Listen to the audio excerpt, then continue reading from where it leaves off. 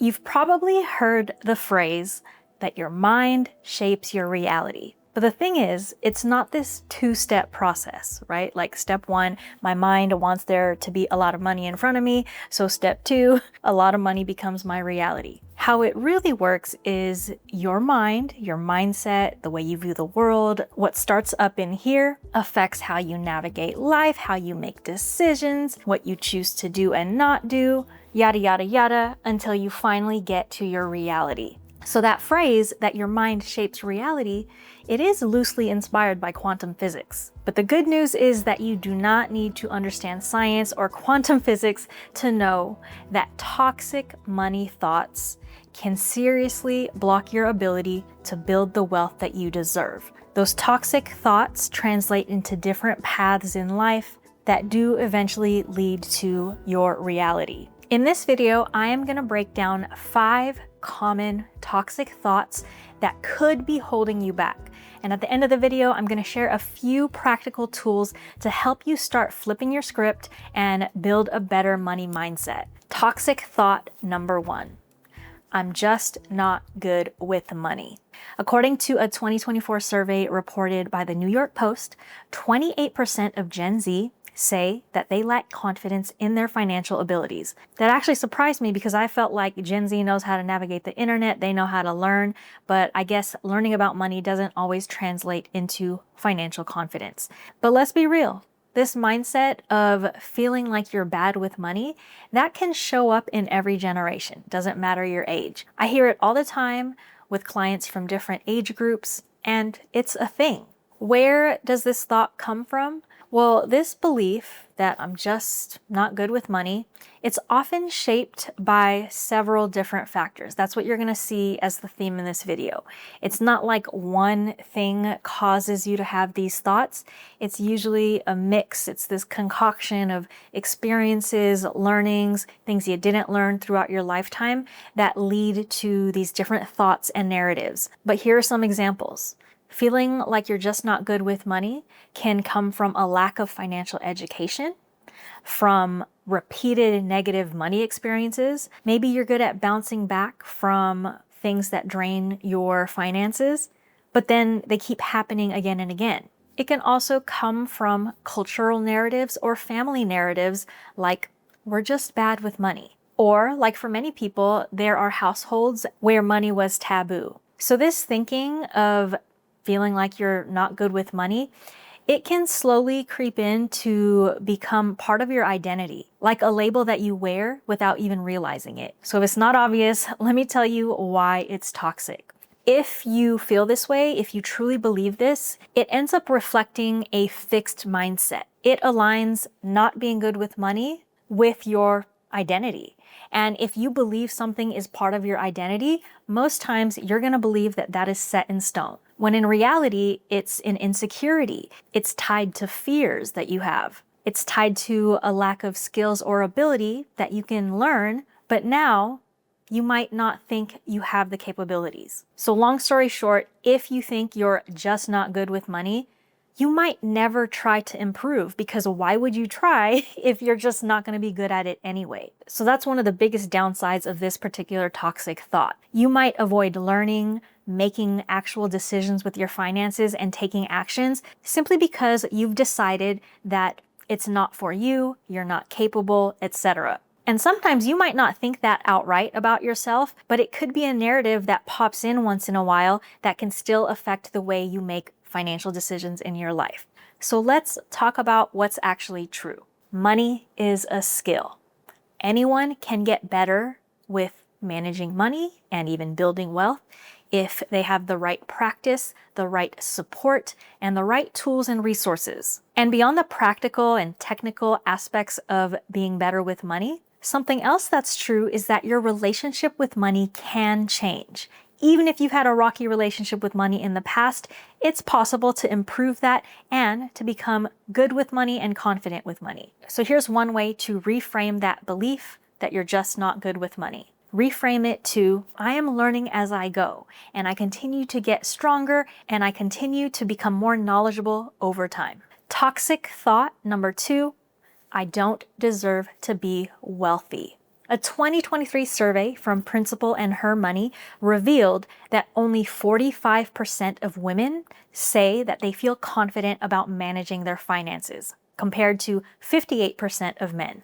And on top of that, only 22% feel knowledgeable about investing. So this highlights a very widespread insecurity, even among people who make money. This belief of feeling unworthy of wealth and that someone doesn't deserve wealth, I see this a lot amongst women, amongst first-generation wealth builders, like if you're the first in your family to really start building wealth.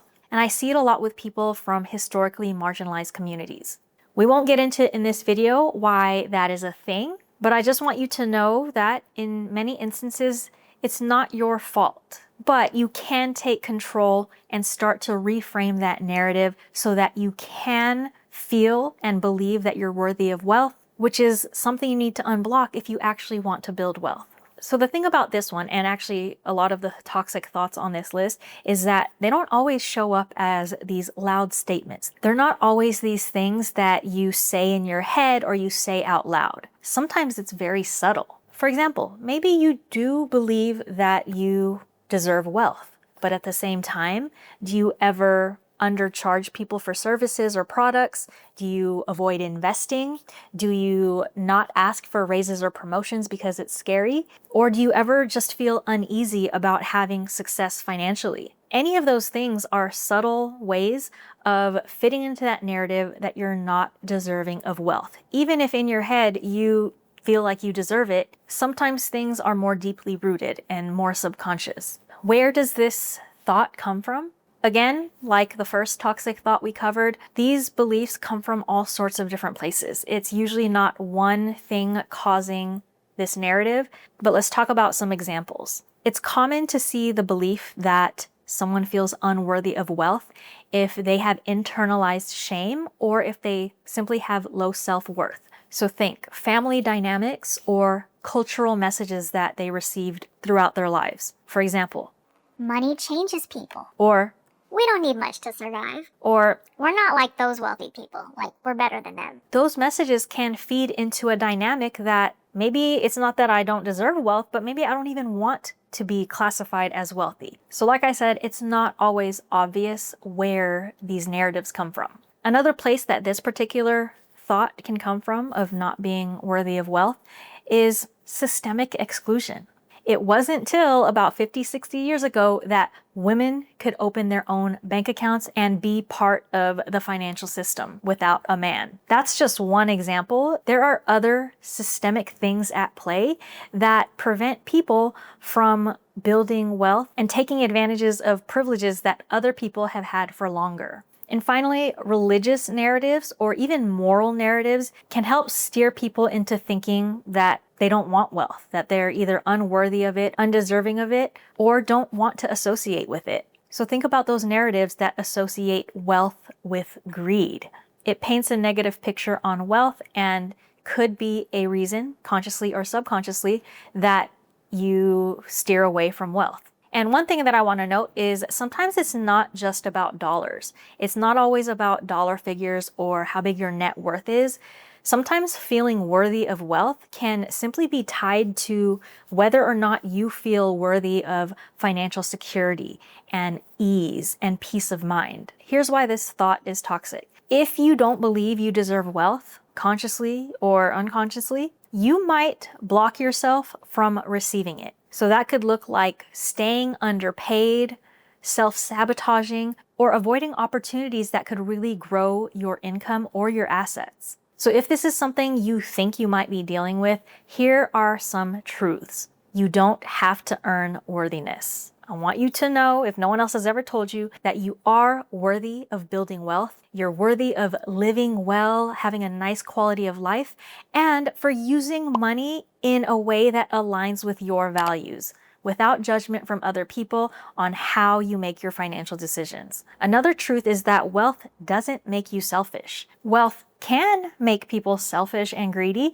but it's not one and the same. You also have to reframe that wealth can give you options, access, experiences, various things that can make for a better quality of life. So why would you have to feel guilty for wanting a better quality of life? Here's one way to reframe this belief. If you have the belief that I don't deserve to be wealthy, try this instead.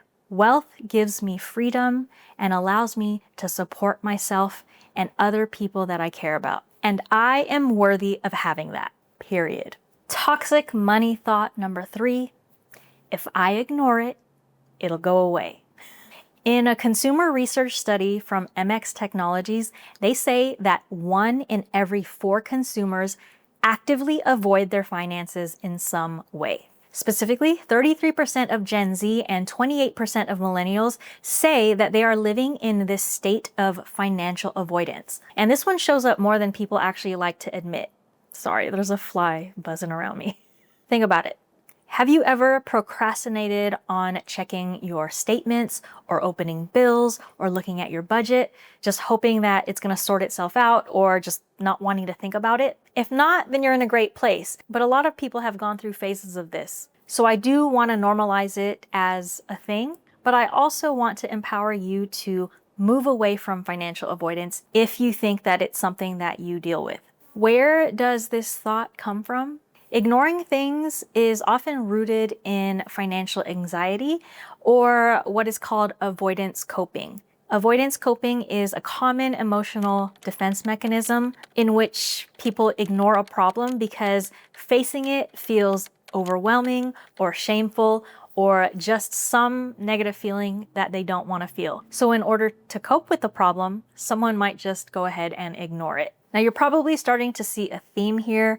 A lot of these toxic thoughts don't have one specific source, so it's often the result of past financial trauma, financial instability, or also judgment from others. But in short, avoiding often feels safer than confronting something. And people might choose to avoid when they have financial anxiety. Financial anxiety is a state of excessive worry, fear, or stress related to money and finances. So here's why it's toxic to think, if I just ignore it, it'll go away.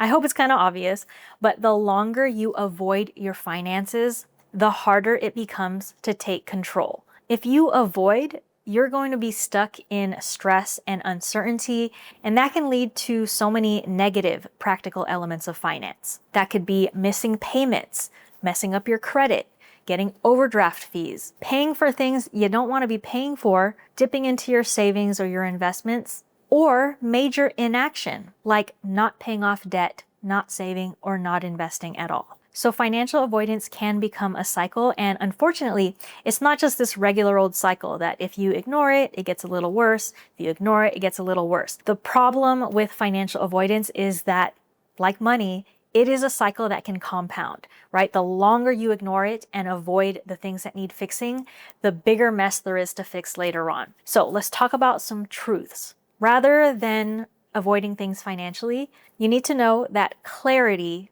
can create confidence. Even if it's scary at first to face your financial issues or to face your financial situation, getting clarity with your money is one of the most empowering things that you can do. The upside is that you don't have to do it all at once and you don't have to do it all alone. But there are always ways to navigate these thoughts and improve your path towards wealth without blocking yourself. So one reframe for if I ignore it, it'll go away is looking at my money gives me confidence and I am in control. We have 2 more toxic thoughts to cover in this video, but real quick, if you are enjoying this video, please don't forget to hit the like button and let me know in the comments. I'd love to hear from you guys about toxic thoughts you're dealing with or maybe that you've dealt with in the past and have overcome. And don't forget to subscribe if you're not already. Toxic thought number 4, I'll never make enough to get ahead. 32% of US adults say that they are not completely financially secure and likely never will be. So this thought of never believing that you can get ahead financially or get to a place of financial security, it usually comes from a mix of sources. It could be that you don't feel like you're compensated enough. It could be that you feel like things are out of your control, like inflation or emergency expenses. Or simply when you feel like you are working hard day in and day out, but that doesn't seem to translate into any progress in your financial life. All of these instances can lead to hopelessness or can lead you to be constantly hustling and feel like there's no end in sight. So if you feel like you're never going to be able to get ahead, this often stems from a scarcity mindset or some form of economic trauma, especially if you've ever experienced poverty, instability, constant financial stress, or periods in your life where you were in survival mode. If you were brought up in an environment where there was never enough, like if that was always your reality, something else that happens is some people feel that they never have enough, even when in reality, technically they do have enough. And the reason I put enough in quotation marks is because enough is a relative term. Part of feeling like I'm never going to get ahead is that it blocks you from taking a step back and actually understanding what enough can look like. Here's why it's toxic to think I'll never make enough to get ahead. It convinces you basically that there's no point. There's no point in saving money, investing, or planning for the future because you're going to start to assume and believe that the situation you're in right now is permanent. And I want to validate that things happen. Things can set you off course. Things can make you take a few steps backwards. It's not that that doesn't happen.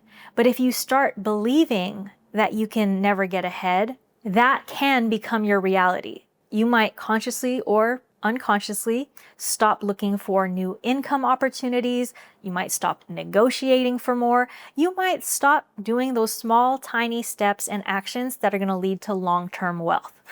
I'm scared of this fly that's flying because the other day my husband was working out in our garage gym, and while he was working out, he said a fly went into his mouth. No. So I'm scared that's going to happen on camera. So here's what's actually true. Even the smallest steps do add up in the long run. Financial progress isn't just about how much money you earn at your job and how big your net worth is right now. It's also how you continuously learn and you continuously make smart decisions about money. It's also how you feel about money and how you continue to improve your relationship with money over time. So here's how you can reframe the thought of, I'll never make enough to get ahead. Think this instead. I have the power to shift how I earn money, spend money, save money, and grow my wealth. In short, what I want you to do is to start reclaiming your agency and your control so that you can define how much is enough and what amount would make you feel secure. And of course, I want you to believe in your ability that you can work towards that and actually get it.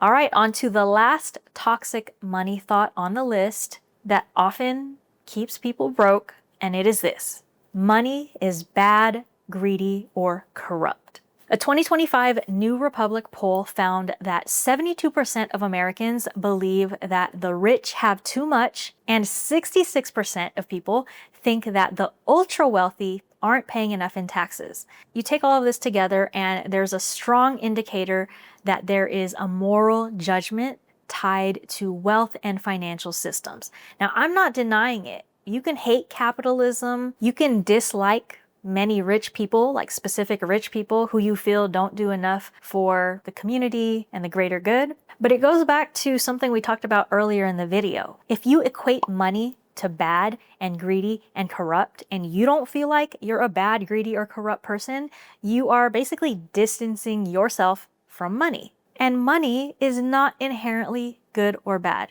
In my opinion, money is a tool. There's a lot of emotions tied to it, and I understand why some people equate it with bad and corrupt and greedy, but it doesn't help your quality of life if you distance yourself from money. Now, this belief of thinking money is bad and corrupt, it might actually not be something you say outright. Most people, if I ask them, they would be happy to have more money. But the thing is, like many of these toxic thoughts I've talked about in the video, it can live in your subconscious. It can show up in many ways. Some people feel guilty when they make more money. Some people are very uncomfortable and feel a lot of discomfort when they charge more for their work or when they increase their prices. Some people internalize a narrative that money changes people in a negative way. Which leads me to, where does this thought come from that money is bad? I think yes, it can come from a personal opinion and your understanding of economic systems and capitalism, yada, yada, yada. But I also think that for most people, it's rooted in cultural narratives. It's how we are programmed in a moral sense based on the messages we hear growing up. Think about it. Have you ever heard any of these phrases in your life from TV or movies or from your family? Money is the root of all evil. We're not in it for the money. Rich people are so greedy. Similar to some of the other toxic thoughts in this list, these beliefs can come from religion, from family, from the media. Wherever they come from, they frame money as dangerous rather than as a neutral tool that can be used for bad or used for good. You're watching my videos on my channel, so I think you are probably aligned with me to know and understand and accept that money can enable you to enjoy a better quality of life. We don't have to be greedy or corrupt to want a better quality of life. So I think this one's pretty obvious why it's toxic, but if you believe that money is inherently bad, you might push it away. You might undervalue yourself. You might reject abundance that wants to come into your life. You might sabotage your own financial growth because it doesn't align with who you want to be. What's actually true, I mean, you can believe it or not, but this is definitely my opinion. It's that money is a tool. I don't think it's inherently good or inherently bad. I think it can amplify who you are, is because we want a better quality of life. We want to reclaim back some time. We don't want to have to depend on jobs. We want peace of mind. We want access. We want to experience cool things in life. We want to pay for comfort. We want to feel secure. So here's a reframe. Rather than money being bad or corrupt or greedy, money is a tool. It's not inherently good or bad. So that's the list. Those are 5 examples of toxic thoughts that might be keeping you broke. If these thoughts hit home, if any of these examples made you do a double take and you're like, Oh, I think I have those thoughts sometimes. here are 3 simple tools that can help shift your mindset. Number 1, very simple, notice and name the thought when it happens. Building awareness is the first step to all of this. If you want to improve those toxic thoughts, you kind of just have to notice when you are having them. So pay attention when you feel like there's a limiting belief that shows up in your head, write it down. Number 2, reframe. And repeat this over and over again. So throughout the video, I've offered some reframes, like how to reframe each of these toxic thoughts, but there's an unlimited number of ways that you can reframe toxic thoughts as they come up. As you start to identify them, you can come up with your own new beliefs, ones that gear you towards building wealth and living an abundant life. And number 3, something else you can do is to curate the world around you. Things that you see, things that you hear, things that you read every day, those are what reinforce your beliefs. So you want to make sure you are feeding your brain with good money narratives, with empowering people, with supportive education and information. I mean, there's a reason I show up the way I do on YouTube with you guys and also with my clients that I work with. I would characterize myself as the opposite of somebody like Caleb Hammer or Dave Ramsey, because I just simply don't believe in shaming people or judging people for things they were never taught, or assuming that people aren't allowed to make mistakes. I've made plenty of financial mistakes in my life, and I've still made personal finance my entire life. Do I think that tough love or shaming someone can motivate them into change? Yeah, I think a lot of things can motivate people into change. But do I also think that that approach can traumatize people even further and make them even have more toxic beliefs? Yes, I also think that. So long story short, I believe you deserve support, not criticism. And if you have any of these toxic thoughts, I hope that you can start to reframe them and build a better relationship with money, because I think that will remove blockers so that you can continue on your path towards wealth and abundance. Until next time, peace out.